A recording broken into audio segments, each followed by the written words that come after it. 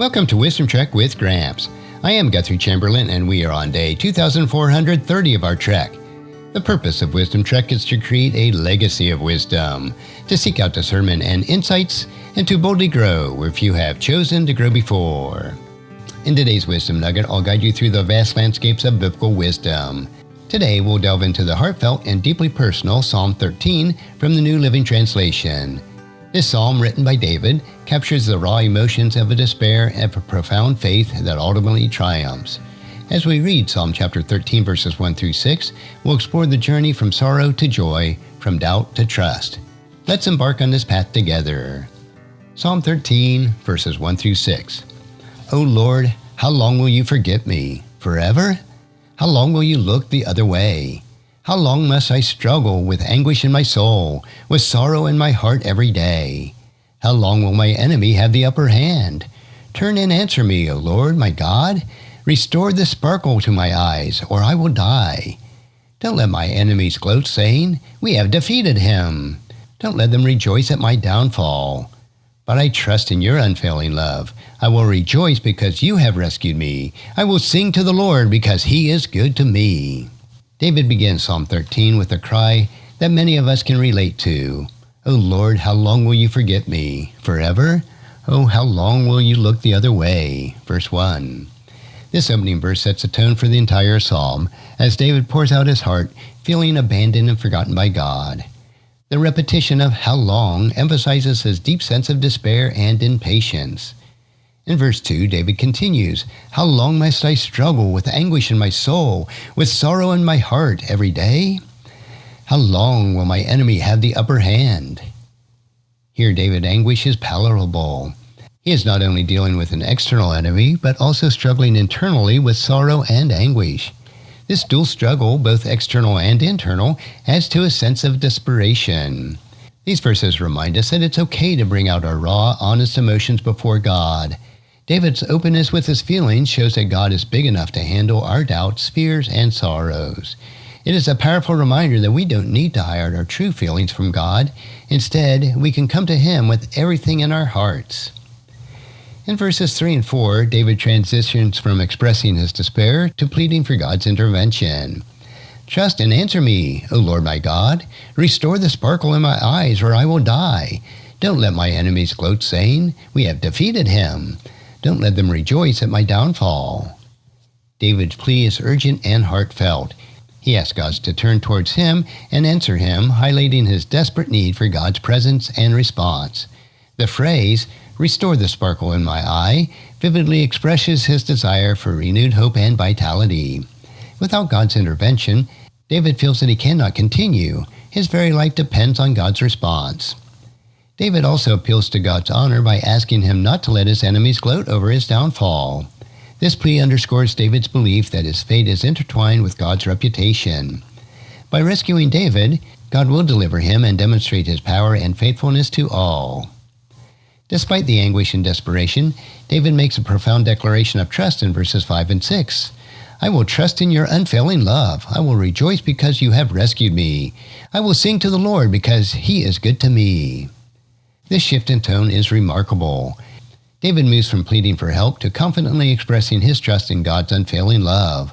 The word but marks a pivotal transition, indicating that despite his current circumstances, David chooses to trust in God's steadfast love. David's declaration, I will rejoice because you have rescued me, shows his faith in God's deliverance even before it happens. This is a powerful example of faith, believing in God's promise of rescue and rejoicing in it, even while still amid trouble.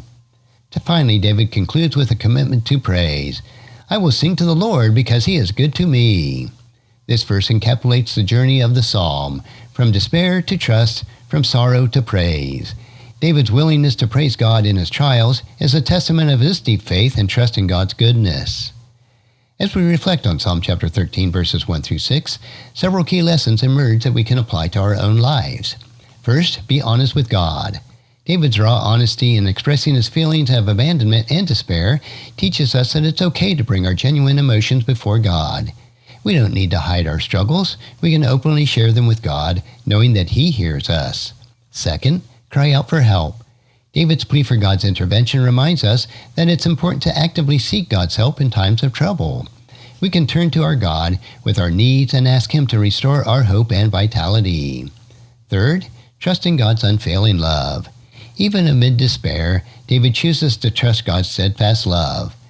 This trust transforms his perspective and enables him to rejoice in God's promise of deliverance. We too can choose to trust in God's unfailing love, knowing that He is faithful. Fourth, rejoice in God's deliverance. David's decision to rejoice in God's rescue even before it happens demonstrates a powerful faith. We can learn too to rejoice in God's promises and trust in His deliverance even when we haven't yet seen the outcome. And fifth, commit to praise. Despite his struggles, David commits to praising God for His goodness. This commitment to praise, even in difficult times, can strengthen our faith and draw us closer to God. As we apply these lessons to our daily lives, we deepen our relationship with God and strengthen our faith. Being honest with God about our struggles allows us to experience His comfort and presence more fully. Crying out for help reminds us that we are not alone and that God is always ready to respond to our needs. Trusting in God's unfailing love gives us hope and assurance even in the darkest hour, even in the darkest times. Rejoicing in God's promises helps us to maintain a positive and faithful outlook. Committing to praise keeps our hearts focused on God's goodness and faithfulness. As we conclude our exploration of Psalm chapter 13, verses 1 through 6, let's carry these lessons with us on our journey. Be honest with God, cry out for His help, trust in His unfailing love, rejoice in His deliverance, and commit to His praise. By doing so, we'll arm ourselves with the timeless wisdom of this psalm and navigate life's challenges with faith and assurance. Thank you for joining me on this episode of Wisdom Trek.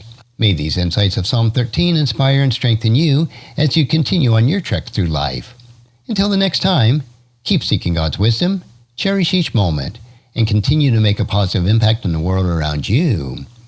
And if you found this podcast insightful, please subscribe and leave us a review. Then encourage your friends and family to join us and come along with us tomorrow for another day of Wisdom Trek, creating a legacy.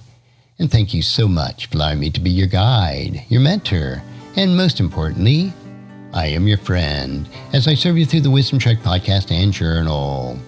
As we take this trek of life together, let us always live abundantly, love unconditionally, listen intentionally, learn continuously, lend to others generously, lead with integrity, and leave a living legacy each day.